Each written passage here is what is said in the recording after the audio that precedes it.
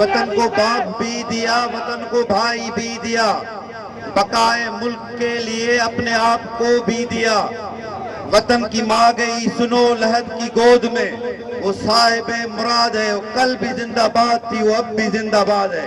असां इहो ॿुधाइण था चाहियूं, बावर कराइण था चाहियूं उन्हनि खे जेके वर्दी जी आड़ में एहतिसाब खे अॻियां आणे ऐं असांजे क़ाइदीन खे सियासी इंतकाम वरितो थो वञे।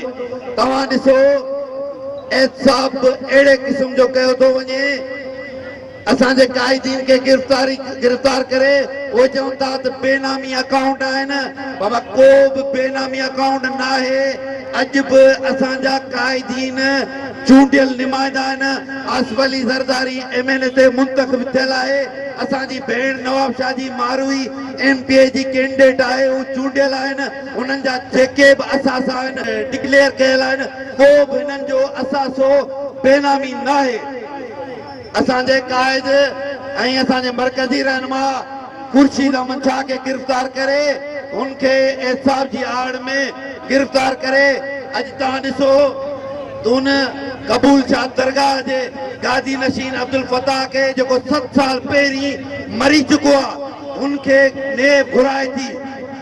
अगर जे हिननि खे एतिरी पक हुजे, एतिरो यकीन हुजे त पोइ ज़ाहिर आहे सबूत खणी अचनि न, गिरफ़्तार करे क़ाइदीन खे पोइ DC ऑफिस ते, मुख़्तियारकार ऑफिस ते, रजिस्ट्रार ऑफिस ते छापा हणी उन्हनि जी बेनामी मिल्कियत ज़ाहिर करण था चाहिनि।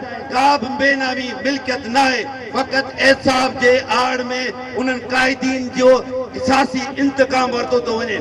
मूं त पहिरियां बि चई चुको आहियां, पंहिंजे जामदार जे धरणे में चाचे खे अनाउंस कयो त चाचा इन ठुक ठुक खां बहितर आहे असां हिक ई टाइम ते उहो ऐलान कयूं, वञी रेलवे जे ट्रैक खे ब्लॉक कयूं ऐं नेशनल हाईवे खे ब्लॉक कयूं ऐं असां पिंडी ऐं लाहौर ते वञूं ऐं वञी उन्हनि खे ॿुधायूं त ही जमहूरी ऐं चूंडियल नुमाइंदा जेके अवाम जी ख़िदमत करे रहिया हुआ, तव्हां कोशिशि था कयो त अवाम जो जेको ध्यानु आहे उन्हनि तां हटायूं ऐं जेका तव्हांजी बाजी अलीमा ऐं परवेज़ खटक जेके ख़ुदि इन एहतिसाब जा घुरबल आहिनि, उन्हनि जे लाइ कानून हिकिड़ो आहे ऐं लाहौर ऐं लाड़काणे में फ़र्क़ु आहे।